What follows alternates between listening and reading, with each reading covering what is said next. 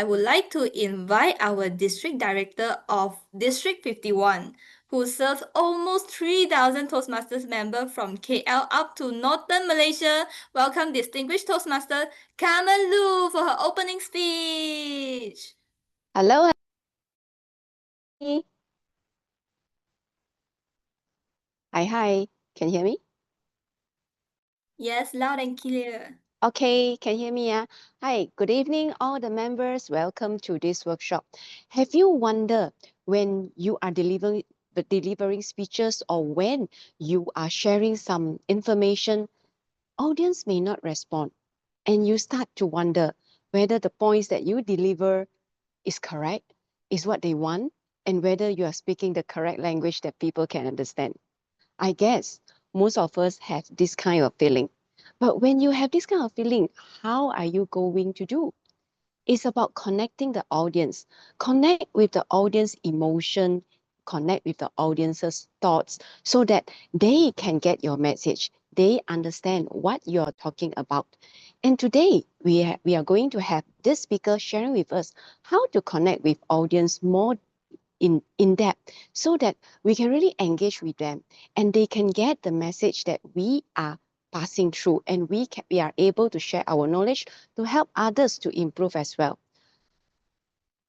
I know that everyone, okay, it's green light already. I know that everyone now is waiting for the moment how to connect with audience because I'm connecting with you.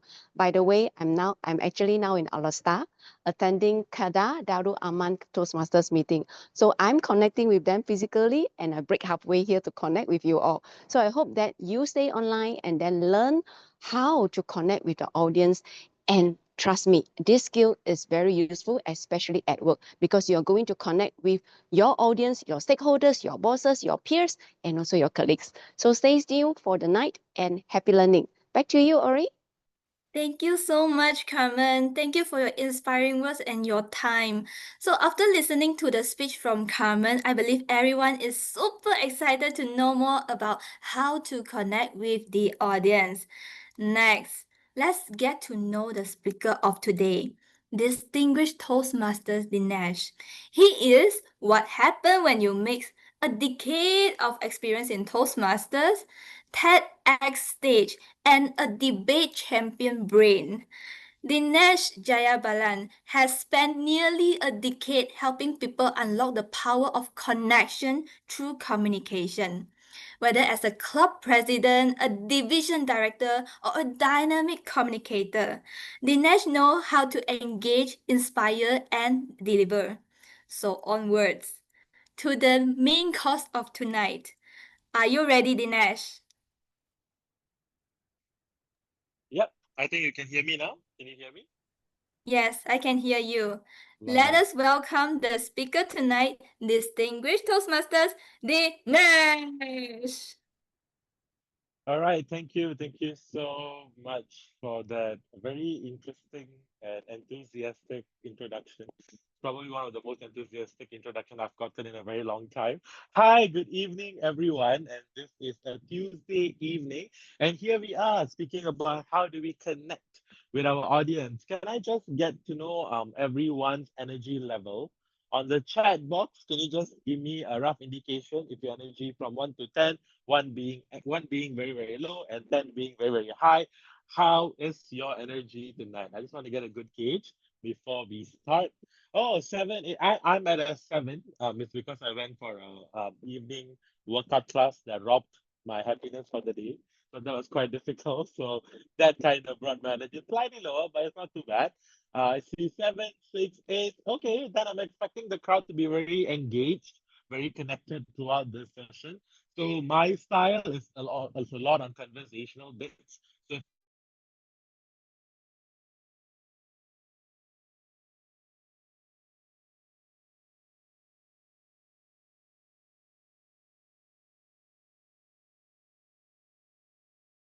get to that.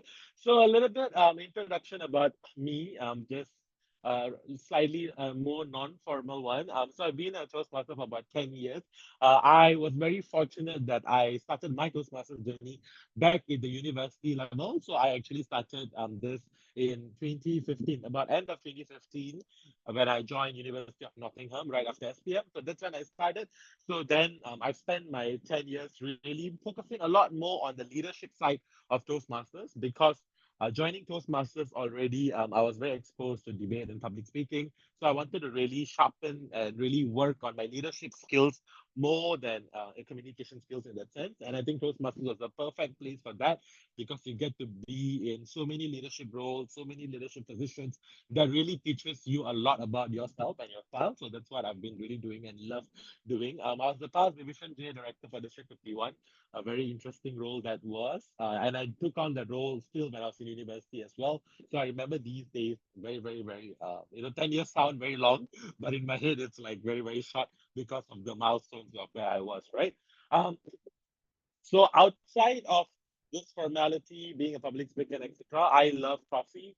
I love coffee more than anything. So I love working from cafes and etc. as well because I love coffee that much. I love traveling. I love being productive and an advocate of youth advocacy. So that's what I like to do, on my own or when I'm not working uh, hard at work. Then I'm just always, having coffee, traveling, and being productive. All right, so enough about me. Now I wanna get you to think a little bit and respond as well. And we're gonna take probably 5 minutes for this.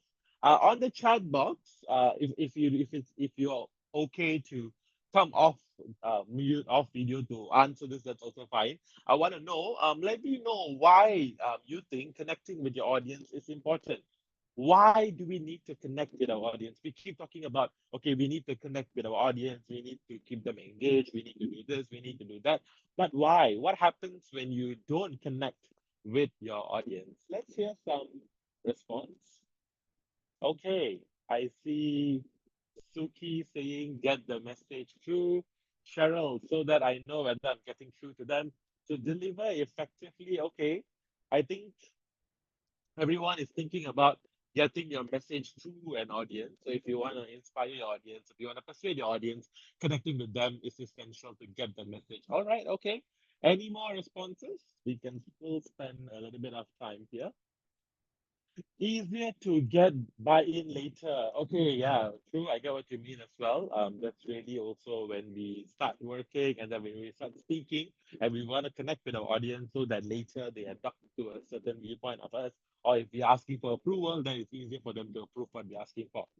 All right, so that they don't get bored. Okay, very, very true. And this is what I think, especially in a virtual world, it's a challenge for every speaker. How do you keep your audience engaged? How do you keep your audience connected so they don't get bored, they don't get, not inspired? So I think that will be a little difficult. All right, Hu Ying saying to inspire. Yeah, if you want to inspire people, you want to connect with them as well. Not to be passive, to be active. All right. Catherine, to get their attention to listen to you. Okay, that's also very, very true, right? And I think this is at the very early start stage itself. When you want to start your speech, it depends on the context you're giving, right? If you're giving an official board presentation, if you're giving like a TEDx speech, or if you're just giving a speech in a setting, or even it could be a eulogy, it could be an appreciation speech, anything, right? You want to start the right way so that the audience are connected with you. And this is where we always say, ask a question at the start, throw in statistics, facts at the start. Make sure you have a very compelling introduction so that from the start itself, you already got your audience reeled in. So that's what we always talk about. We want to make sure they are able to get to a viewpoint and they're able to not get bored, and I think to inspire them as well, right? And that's what we want to do. And we have read a lot of these researchers that says that if you don't manage to capture your audience attention within the first 7 seconds, it's very hard for you to capture their attention later as well. It's very similar when we talk about, at our workplace. I'm in HR. I've been doing interviews for the longest time. It's also the same thing, right? How someone starts connecting with us matters a lot because that sets the entire tone for the next hour, the entire way of how you're going to communicate to them. So that's what is very important to get their attention at the start as well. It takes two to tango. I love the response. Again, speaking, or if you want to be an effective communicator, it's not only about speaking. There is a harder element to communication, in my own opinion. I consider it the harder element, which is effective listening. You can't become an excellent speaker if you are not listening to your audience, right? And I know sometimes some speeches can be one way, but how do you then listen to them? I will talk a little bit about this later as well, but that's very important to know that communication is not just about you being able to speak, it's also about the audience understanding you. If you lose your audience, then your communication or your message does not go through, and that's not what you want. When you connect, you build credibility and trust. Very, very, very well said. Credibility and trust is very important. Why? Especially if the objective of your speech or if the objective of your presentation is to persuade people, then yes, we are talking about this being one of the best ways to then do that. All right. Okay. That is one start. Let's go on to the next bit. So, this is the three things that we will be focusing on today, which is what does connecting with audience mean? How can you connect with your audience? And also some resources that I think will help you. All right. So speaking about, we've been speaking a lot about, okay, what is connection? How do we build connection? Why is this connection important? So I'm going to give a quote, and my question to all of you is, what does this quote mean to you? So this is a very overused quote in many, many, many great presentations. And because I think it's overused because it leaves a very important and nice message. Maya Angelou once said, people will forget what you said, people will forget what you did, but people will never forget how you made them feel. So let's take a minute or two. Can everyone just think about this? And let's just pause for a minute, and I'll give you 1 to 2 minutes to think about it. And then later we'll hear some reflections. Why this quote is overused, for example, right? Why that happens as well. So we can do that. All right. So let's just take a quick 2 minutes, 1 to 2 minutes time. And again, your reflection, you can either type it on the chat box and I will pick it up, or you can also come off mute if you prefer that. But we can do that later as well. All right, so let me see. All right, absolutely agreeing with this quote. True, agree. All right. Okay. So now let's dig a little deeper. When you say agree, what do you agree with it? Why do you think people will never forget how you made them feel? And what does that tell us about connecting with someone when you're speaking to them? So Chegu Lim said, let me see, emotion helps us remember. Okay. Any action that impacts the emotion. All right. Okay. I get what you mean.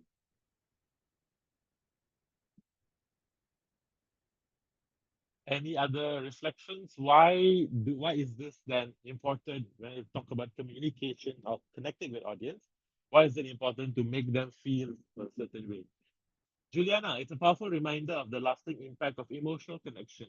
True, right? So action, words, communicating, impacting people with anything that we do. So it's like what Maya Angelou said. It's a reminder that people will always remember how you made them feel.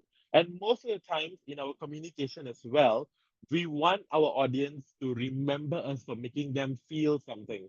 So if you're giving a speech to inspire people, that's why I said that you want people to be inspired, to make sure that they feel inspired to buy into your idea, right? So that's essentially what this means. Now I'm going to give a second quote here, and we're going to do the same thing. So this is one of the best definition of connecting with audience that I could find. And here it says, connecting with your audience means creating a human, emotional, and psychological bridge between you and the people listening to you.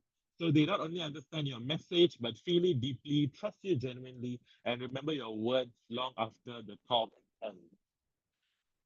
If you ask me, what does what is an what is a success factor of being a good speaker? This is what I always consider as a success factor of a good speaker. If we, well, even if you're contesting, even if you're giving a speech at work and etc., my objective has always been able to leave an impact to the listener and also for the listeners to do something better or for them to remember the words that I said as a message.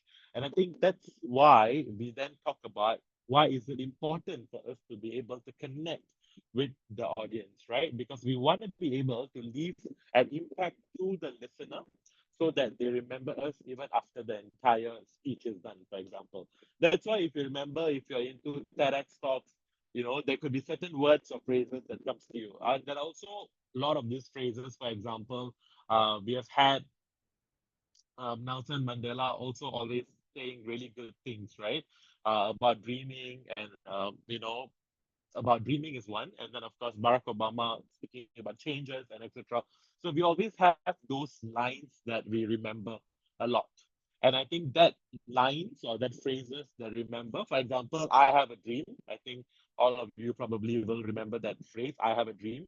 It's because of the ability for these phrases to connect with us as the audience, and that's how we're able to then communicate essentially.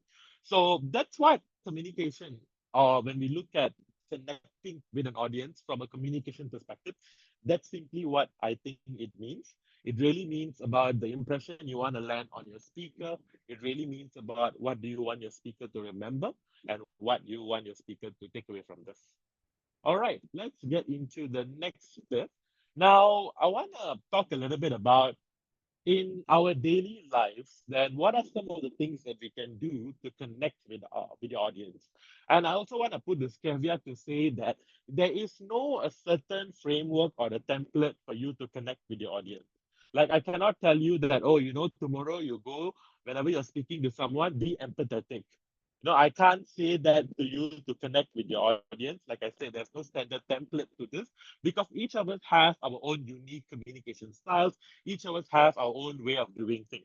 So what I'm gonna share with you is some of the ways that I have always found to work, and from both a corporate and a community perspective as well, and how maybe that can already start triggering your thoughts about how you then can do the same thing and connect with the audience.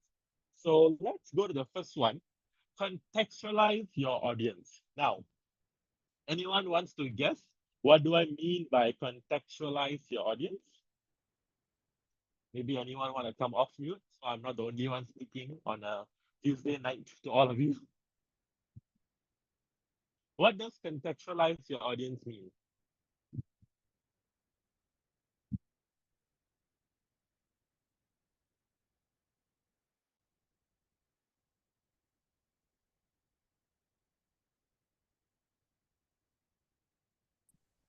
Hi, Can I try? Dinesh.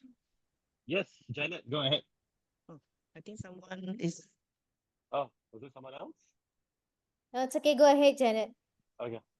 contextualized. In my understanding, is you need to consider who your audience. Maybe you are speaking to a group of professionals or students, so you connect based on the audience. Yep. All right. That's very well said. Thanks, Janet. Was there someone else who wanted to say something and I cut them off earlier? I didn't Dinesh, see. that was me. I thought Yeah, it go was ahead. a pin drop silence, so I decided to break it. Oh, okay. No Uh, worries. so to contextualize audience, meaning we ask questions like who they are, what do they know and don't know already, knowing who your audience is, knowing what they care about, and delivering based on that context. Okay. Yeah, that's also pretty much that. Thank you so much, Juliana. So essentially, what I mean by contextualize your audience is to really understand your audience. And when I say understand your audience, this really depends on what's the purpose of your communication and what you want to achieve, right? But if I'm going to give a very big, important presentation to, let's say, my board members at work, then what do I contextualize my audience? I'll first, number one, look at gender ratio. Okay, it's going to be a meeting of how many male, how many female, because for me, it kind of helps when I'm trying to build my storyboard, right? So first, then that's what I'll do. Then I'll look at, okay, how old are my audience? Like, who's the youngest person in the room? Who's the oldest person in the room? How much of experience do they have? And then I will also then start contextualizing, going into the meeting, before I even start speaking, before I even start communicating, what are some already known biasness or already known support references of them that I already know. So, for example, if I know a certain board member is very much into Manchester United, for example, so going in, I kind of already know there's one person who'll probably understand all my football reference if I were to make the reference. I know that. I know at the back of my head, right? And then I look at, the culture they belong to. What are their beliefs? What will excite them? What will trigger them? So the more questions you ask, the more questions you know about your audience. While you are preparing your material of communication, you can already then start thinking about what type of story you want to use, what type of anecdotes you want to use, what type of example you want to use. So, for example, Ambrose is saying Liverpool. I'm sorry, I'm not into football. I'm only saying Manchester United because I know they're here, and I'm going for the thing tomorrow. But again, right? If had I known Ambrose was not a Manchester United fan, I probably would not have given that example in a forum. I'm just giving a random example of like connecting with someone, right? So really, that's what is very, very important about contextualizing your audience, understanding your audience. Find out what they like, what they don't like, the generation they belong to. So I speak a lot to younger people, and that's my bigger nightmare. I rather speak to older people that I know, I was very much younger too, and I kind of know their style already. But when I speak to these younger people, and then I don't know what they say, like what skibidi skibidi do, oh, you slay, you ate. I'm like, sorry, what are y'all speaking? Like different generations have different slangs, right? So if you're speaking to, let's say, Gen Zs, then you might want to also put in those like slay, like you slayed girl, like whatever, those things that makes you feel like, you're also understanding that generation, you're also understanding the audience that you're speaking to. So that's what I mean by contextualizing your audience. Always know what they are into, what will appeal to them, what may not work with them, and etc. Because that will help you understand what type of communication style you want to use throughout the entire presentation. All right, the second bit that we want to talk about, know your end goal. So, if you are familiar with Simon Sinek's Start with Why, which is something that I'm a very big fan of, before we do anything, and this is not only in communication, but it's also in any action we want to do, we want to always know what is our end goal. So if I'm giving a talk today for an hour, I already know what is my end goal I want to do, right? I want to share with everyone what I think is a good way to communicate or connect with the audience, and what, in my perspective, how you can connect with your audience. So that's my end goal. My end goal is to deliver those two messages to all of you, and then see if that's going to inspire you or if that's going to get you to go where you want to go, right? So that's how I look at it. So for us all as well, we need to know what is our end goal when it comes to presentation. Do you just want to do a presentation where you just want to share your hobby, where you just want to share what you know about? So if let's say that's the goal, and let's say you are someone who's into baking, then you just draw up a speech to really just talk about your own baking experience. So that's what you want to do, right? Your end goal is you want to make sure whoever is listening to this know that you are into baking and you can bake, for example. So that's that, right? But most of the times when we talk about professional communication, when we talk about communication as a whole, we always want to do things like we want to persuade our audience. We want to persuade our audience to adopt a certain message that you want them to adopt. For example, if you're someone who's very much into sustainability, you're very much into, saving the planet, global warming, then you want to persuade your audience to take one action today to reduce their carbon emission. Or you want to inspire your audience. Inspire is slightly different from persuading in my own view. So inspire is like you want to really make them feel like, okay, from today onwards, I should stop using plastic bags, or from today onwards, once a week, I should turn vegetarian to help the world, etc. So is that your end goal? Is your end goal to inspire the audience, to persuade the audience? Then contextualizing your audience will become in very, very handy. For some of us, we just want to humor our audience. We just want to go up there, give a humorous speech. We want to make them laugh.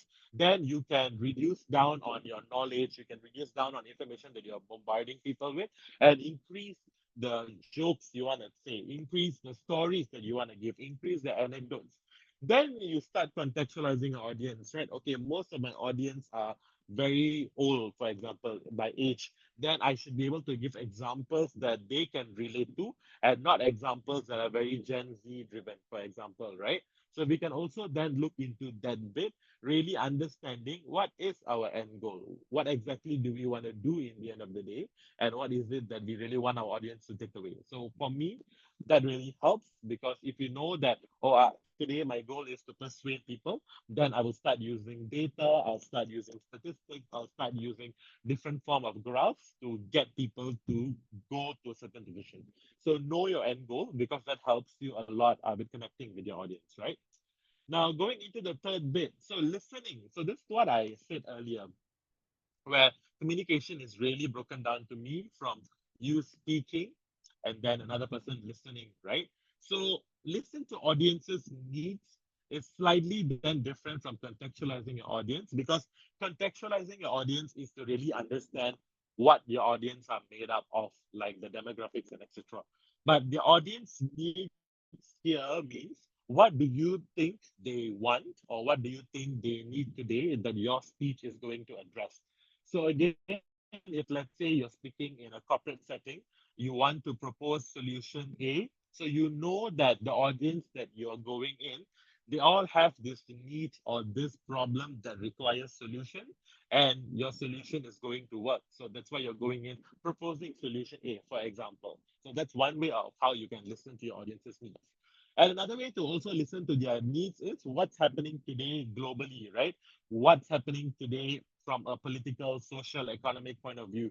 So, for example, you will be hearing a lot of buzz about ChatGPT, a lot of buzz about AI that's happening today. So, if you are giving a speech that you know this is what these are key important themes in the lives of your audience and their needs, then you can also tweak your message accordingly to add this element. So, for example, ChatGPT, AI, what's AI doing to us, what's happening from us, our productivity, our biological needs, and etc. Right? So we can also then start talking about AI, for example. So that's where you want to be able to listen to your audience's needs and craft your message to make sure it's relevant to their needs. Then the fourth bit, which is really my favorite part of connecting with audience, and I think this is also something that all of you can immediately start using, is really using supporting materials in your communication. So I'm going to pause again. I'm going to ask this question. In your own view, what do you think are supporting materials that you can use in your presentation? Let's hear some answers.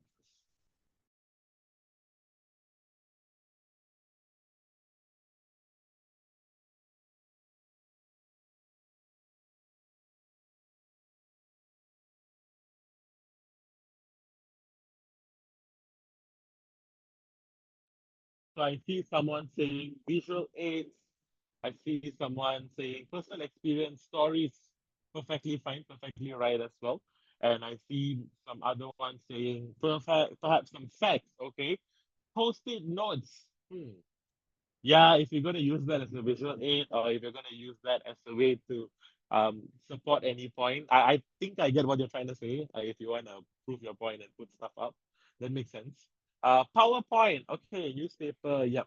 So what I mean by supporting materials here really, Cheryl, I think you brought up a good point. Statistics, social tools, research materials.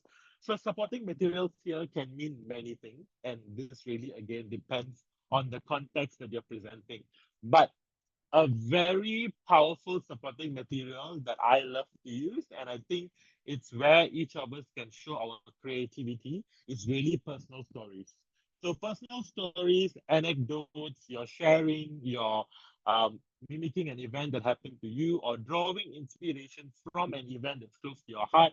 These are all things that can become supporting materials in your speeches. So, for example, if let's say a certain sport is very important to you, if you're really into pickleball and if you're really passionate about pickleball and you can really talk about how pickleball changed your life, then you can use those personal stories to convey your point, and you don't have to use facts, statistics, and other examples. But let's say if you are speaking to a group of people that they're very numbers driven, you know that they are very much into facts, they're very much into statistics, then you want to go into a meeting filled with data, filled with research, filled with numbers, because that's the type of crowd that you're speaking to. So personal stories, personal stories, data, other supporting materials can also be quotes. So for example, earlier I used Maya Angelou's quote. That is a supporting material that I use to convey my point, right? So if you want to use those kind of quotes, Mahatma Gandhi once said, those kind of bits, Oprah Winfrey, sometimes, yeah, some of them have really good quotes that you can use. If you want to use that, by all means, go ahead. You can also use supporting materials that are more like newsworthy, things that you've heard in the news, things that is happening today. So all of those bits can become very important supporting materials in your speeches. So that's what you can do, and you can really make sure that your supporting materials is able to connect you with the audience. Now, a common mistake that some of us might end up making, or some of us may not be very familiar, there is also it's a double-edged sword to use supporting materials, because sometimes instead of bridging the gap between you and the listener, you end up forming a bigger gap between you and the listener by using the wrong supporting materials. I'll give you an example. If I'm speaking to people that are relatively older to me than in age, and then I go in and then I start talking about skibidi doo, and then I start saying things like, oh, this girl slayed yesterday, like girl, she ate. They're probably going to get confused, and they're probably not going to be able to connect with you because of these self-driven or self-created barriers that you're creating. So I'm not saying that every older person will not understand what Gen Zs are speaking, but I'm saying that if you're not using the right supporting materials, and if you're using the supporting materials that's going to create a gap, then that's what happens. Or it's also, let's reverse it, right? So sometimes I have been a victim in so many cases where when someone who is, again, relatively older to me, they bring in a movie reference from like the 1980s that I have no clue of what it is, right? If you're making a movie reference that I cannot understand, then not only you lose my attention, you also lose the connection that you could build between you and I, for example. Or if, let's say, I go to someone and start speaking about Taylor Swift, like, oh, do you know that Taylor Swift is one of the most successful person? Taylor Swift did this, Taylor Swift did that. I'm into Taylor Swift. Does not know who Taylor Swift is. Can you imagine the type of confusion a listener will be having, not understanding what this person is speaking about? So that's what we want to avoid, and that's where it's very important to know your audience needs and also their demographics when you contextualize them as well, right? So you know what they will know and what they will not know.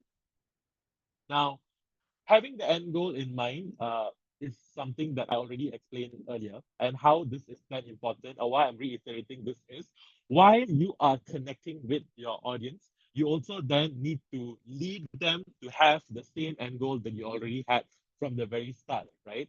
So at the start of the game, when I know that my end goal is to persuade someone to be vegetarian, while I am preparing each of my personal stories, each of my statistics, they have to drive into the same end goal. They have to drive into the same end goal, and making sure that you're able to deliver those end goals in the right way. So that's what it will then go.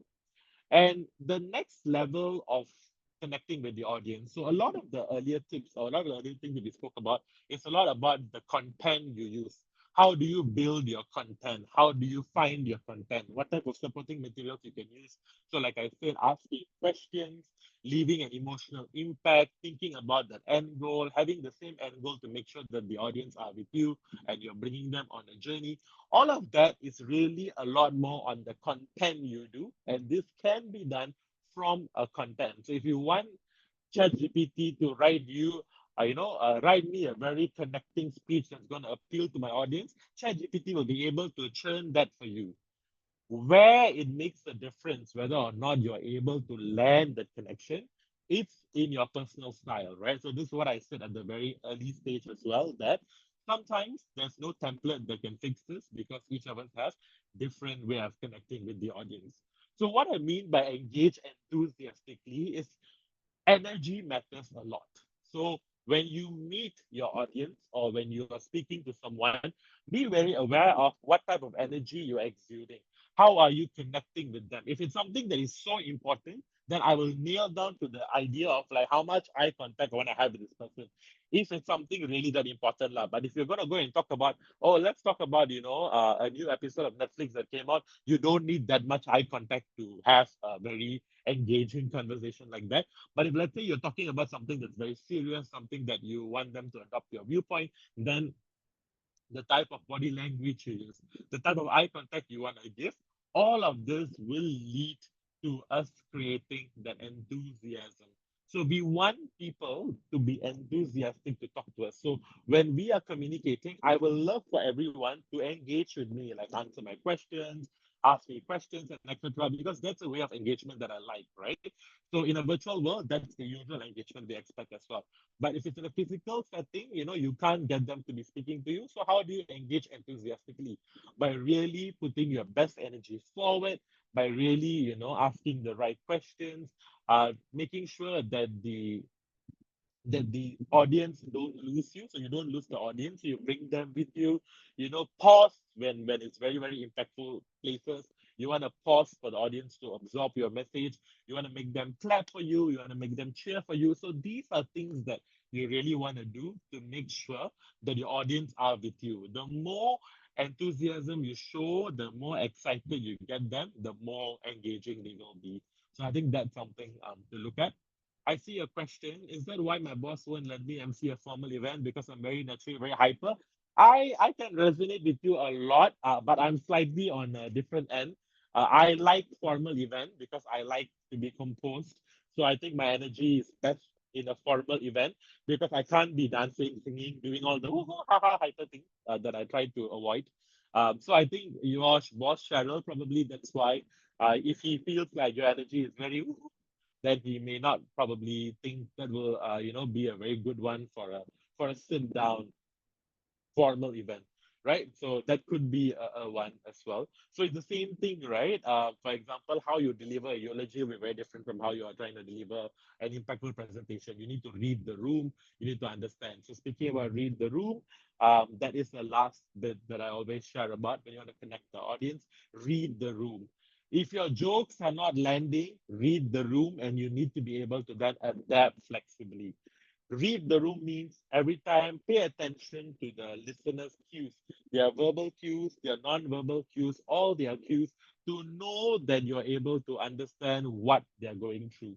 So that if you feel like, okay, maybe everyone is probably confused, I should pause, I should ask questions, I should take a break. So those are things that you want.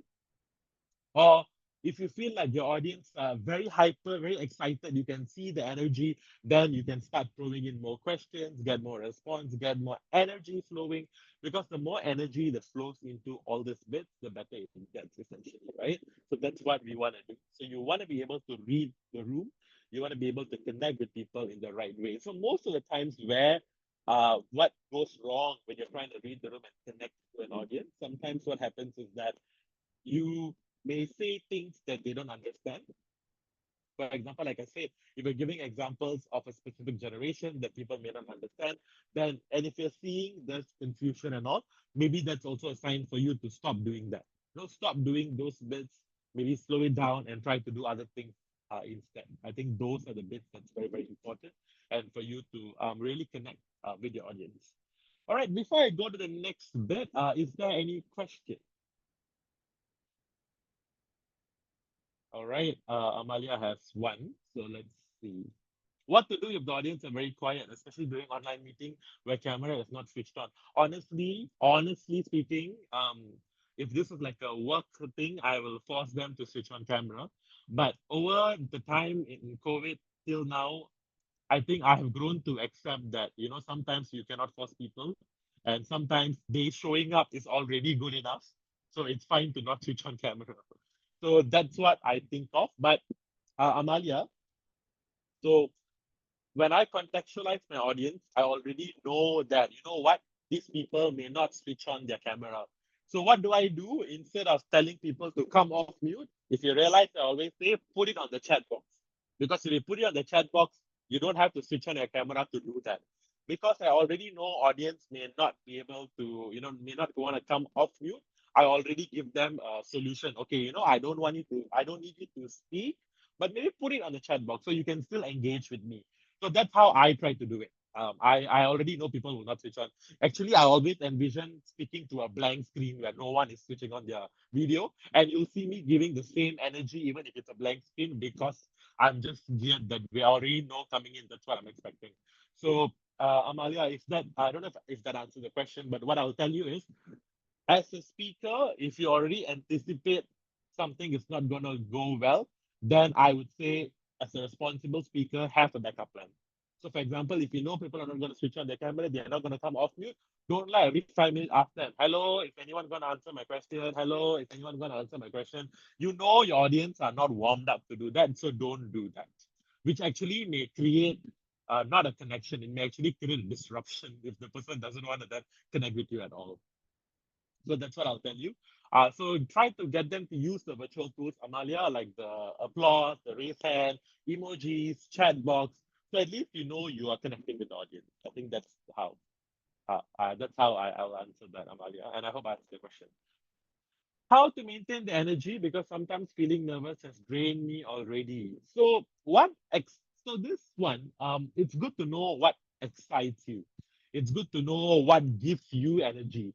So each of us recharge differently. I'm pretty sure all of you also know the introvert extrovert spectrum. I am, if you cannot guess yet, I'm not just an extrovert. I'm on the extreme extrovert bit. So I get very excited when I talk to people. I get very excited when I meet people. So what gives me energy is that, and what gives me energy is coffee. So then I already know on times that I'm going to feel very nervous. It's going to drain my energy. I agree. We cannot be running on 100% all the time. We need to recharge. I will have this bits that hypes me up. So sometimes I have a playlist of songs that hypes me up. I also have videos that I watch to hype me up, and then I have my coffee. I have my if I'm using a virtual context, I have like my ring light, my setup, and everything, my headset. So I know that I am feeling at ease, and I can control the nervousness that I'm going through. So that's what I would do. So that's how I will maintain the energy. And you need to find out what gives you energy, right? So then you can use that to get some energy. So you're not too drained in the end of the day. Like I don't think I'm drained yet. I still have a little bit of energy going in, so I can still keep this going up. But again, what I like to do is to recharge myself to make sure I have enough to give back. All right, Cheryl, any tips for people who are not good at reading the room? Example, people who may be mildly on the spectrum.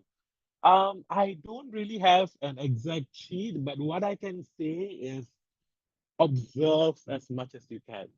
I think the best way to read the room is really to observe how your audience are reacting, observe their cues, their verbal and non-verbal cues, observe their eye contact, observe. So if you're in a physical setup, the easiest way to do is observe if they're playing with their phone or not. How many people are already disengaged with you, because the moment someone taps into their phone, the whole dopamine thing starts. They're not going to listen to you, or they're not going to be able to connect with you. So these are things that I will then probably start picking up. So if you then pick up, people behaving in whichever way, it's again as a speaker on you to be able to bridge that by preparing different kind of cues. So what I always do, mostly for physical meeting, is also try to have more images than words. So I try to have a lot more images to connect with the audience. But for workshops, I do the other way around, because I always find virtual workshop, it's good to give more words that you can rely on than just visuals, because visuals for me, it's not that easy to connect virtually. So then I know, okay, I want to use a picture, I want to use a video, I want to use the sound. So try to add all those elements and then see whether people are enjoying it or not. If you feel like they're not enjoying it, then that's your sign to always improve the next round, right? So if you may not be able to get it right the first one, then just keep improving. All right. Any other questions? I see my light is red already. So any other questions? No? All right, Naman, I'll go to the last bit, and then if you have any question, I can also pick that up, right? So some resources to help you. So like I said, you cannot become a speaker that can connect with audience in one night. If I can, I'm not an MLM seller. If I am also, I'll probably make some money by doing that. But you cannot become something like that overnight. Confidence doesn't come overnight. It requires practice, it requires a lot of reflection, requires a lot of experimentation, requires a lot of trial and error. So that's what I believe, right? So whatever that I shared with you are for you to think about and for you to start and for you to then start crafting your path of becoming a more connected speaker. But where else can you get more resources? The first thing I always say, if you're into book, there's this 3 books that I will recommend all of you to read. Number 1 is Talk Like That. Number 2 is The Art of Gathering. And number 3 is You're Not Listening. You can just Google this up. It'll come up with the author as well. These books pretty much focuses a lot about connection. And if you want to take a step back and think about, frameworks, think about how do I get people to understand where I'm coming from. Simon Sinek's Start With Why is a brilliant book. I love the book. So that book really talks about the power of why. Why do we need to know why we do things? Why is this important? And always start with why. So that's also another book that I will encourage you to read. If you're someone who is a listener, TED Talks, there's 2 TED Talks that I think you can listen to that talks about emotion, that talks about building connection. The first is the power of vulnerability, and the second is how great leaders inspire action. Again, these 2 are very, very interesting TED Talks. Or you can even watch Shark Tank videos. I'm a big fan of Shark Tank. So for those of you who don't know, Shark Tank is a competition. It's like a reality show where people come and pitch their products. You can go on YouTube and search for that as well. You can see how certain great pitchers in Shark Tank uses different techniques to connect with the audience. So you can also look that up. And really, the third thing, if you're already not a Toastmaster, join a club, because being part of Toastmasters gives you an avenue to really practice these skills in the meeting. So you would have realized that I've been here for the past 10 years in Toastmasters. If you look around the virtual room, there'll be probably people who are double that, probably people who are probably triple that, etc. But really, what Toastmasters gives is really an avenue for you to do the things I said earlier. Experiment your style, experiment what's going to work, experiment how can you visualize your audience, and etc. Because it gives you that avenue. And if you have that avenue, then you just have to continuously practice, because like I said, coming to connect with an audience is not something you can easily do in overnight. So these are things that you really start taking small steps, and then as you grow into your career of being a better speaker, you challenge yourself, experiment yourself with different styles, different unique ways of connecting with people. So that is it, everyone. I hope I gave you a little bit of points to ponder on really connecting with people. And like I said, there's no direct template to this, but it's really about understanding your audience needs, understanding your own style, and how you can marry them both. So if you have any questions, feel free to ask on the chat box, reach out to me in any ways. I'm more than happy to answer them. And yeah, stay connected. And over to you now, I believe, TME. Thank you so much, Dinesh. Thank you for the sharing. So with that, I believe all of us have learned something about connecting, not just speaking. We are about to influencing others tonight. So knowing your end goal is very important. This is what I really, really agree with Dinesh. So let's go to Q&A section. Do you have anything else to ask to Dinesh? Feel free to share your question in the chat box, or maybe you can turn on your mic.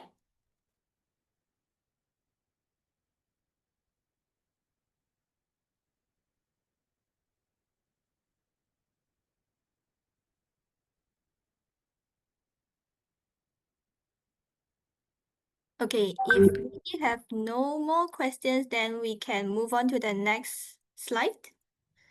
Desmond? Okay, thank you.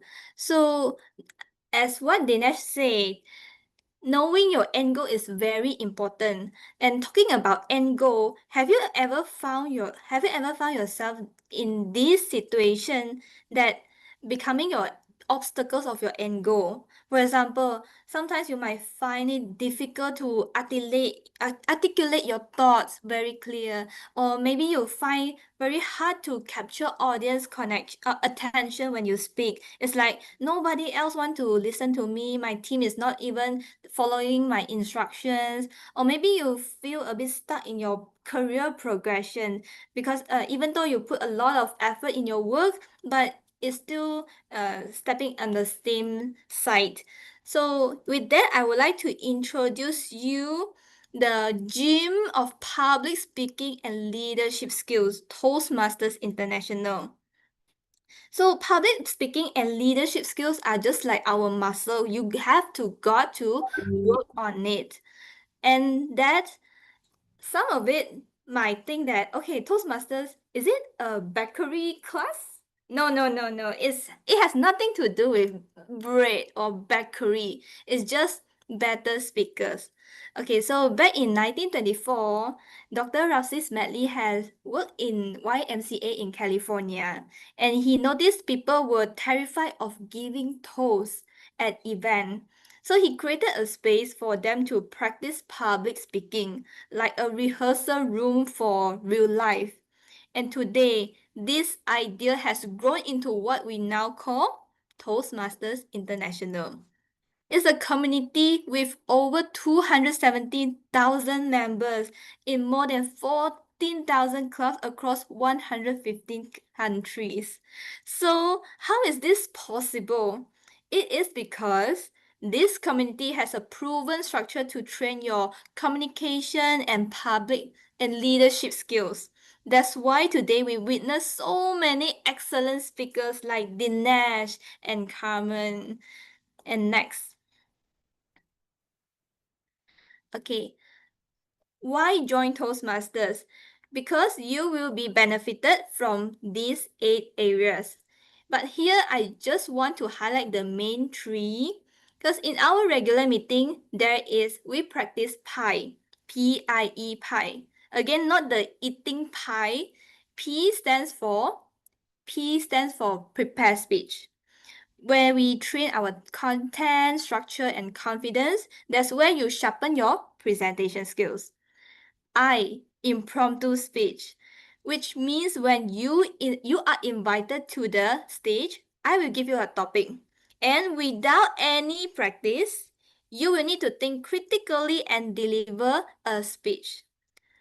And thirdly, evaluation. And this is where the magic happens. Every member has a mentor and every speaker has an evaluator. So mentor and evaluator don't say things like, your speech was so boring, you are not interesting. No. Instead, they will say, here is what you did well and here is where you can shine better. So you get to take and implement the feedback into your next speech. Now you might be wondering, how do we learn? Next slide. Yep. So to help you grow, we use pathway learning experience. So just like in college, you will be enrolled to a program. And inside the program, you will complete the project in order to pass the 5 levels. The best part? You get 1 free path to start. Choose any path depending on what is your goal. I will show you the pathway later. And second best part, you can work through the projects at anywhere and anytime. Next. Okay, these are the 5 most important soft skills in the workplace. Public speaking, interpersonal communication, strategic relationship management, and confidence. No matter how good you are technically in workplace, these are the 5 core competencies that will move your career forward or keep you stuck. And here's the fun twist.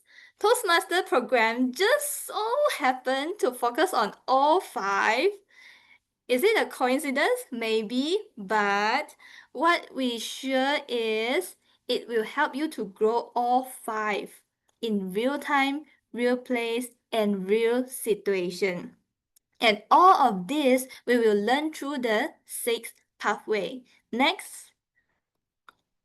So if you want to know how to lead through the dynamic, you can choose dynamic leadership. If you want to learn how to influence people, you can choose persuasive influence. If you want to build a sense of humor, maybe make the crowd to laugh a little bit, you can choose engaging humor. If you want to improve your presentation skills, choose presentation mastery. If you want to motivate in different situations, you choose motivational strategy. If you want to drive the team in long term, choose visionary communication. So these are the 6 pathways that you can choose, and you will be rewarded with 1 free pathway as a start lah. And if you don't know which pathway suits you the best, here is to find out more. Next slide. Okay, you can scan the QR code here to register your interest. Then our team will recommend you the nearest club nearby, whether it's nearby your house or nearby your office, workplace, for you to visit to experience all the benefit I have mentioned to you just now. And I will stay for 10 seconds for everyone to scan the QR code. So from delivering your first speech to leading a team, Toastmasters is like a gym for your communication muscle. And trust me, after a few sessions, you will be flexing 3C, not your car, condo, and credit, but your clarity, confidence, and your charisma.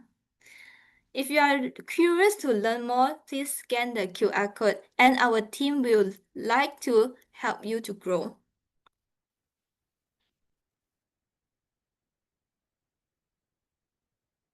Done? Anyone want to have more time? Okay, with that, I think we can pass to the stage to the Club Growth Officer.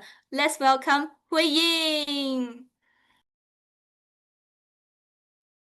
Thank you so much to our Toastmaster of the evening or MC Ori. So great to see all of you here in today's session. So let me start off with some announcement first. May I move on to the next slide? Moving, okay. And if you think this is not enough for you, we are having an in-person workshop, and I certainly look forward to see most of you in this workshop happening next week on Thursday, 5th of June from 7 to 9 p.m. at work co-working space in KL Gateway Mall. And it's not easy for us to get this external esteemed speaker, Dr. Wendy Liu. She is an accomplished trainer who have trained more than 80,000 corporates on their personal branding. She has also been recognized as one of the top global training and development mind, as well as becoming a TEDx speaker and recently named as one of the 30 Women of Excellence. And this is your chance for you to learn from her in this special workshop that we specially have curated for all of you here, our members as well as non-members. So this is your chance for you to register. The QR code has been there for some time, so do scan and register now, and we will also be sharing this with everyone as well after this session. So certainly look forward to see most of you there during next week's session. Moving on. And now is my closing speech. All right. And first and foremost, I would like to say a huge thanks and appreciation to our speaker today, the distinguished Toastmasters Dinesh, for sharing with us essential tips in connecting with audience. And I'm sure some of us here are in Toastmasters who have all this while been practicing our skills, to hone our skills, and we are still doing that in every Toastmasters meeting, right? So not only that, for all of you who have yet be a Toastmaster member, this is certainly your chance to experience how a Toastmasters meeting is like. Visit any club and also experience the meeting and also learn from all the experienced members that we have in this community. And certainly thanks to all the amazing role players that have been working behind the scenes to make this happen.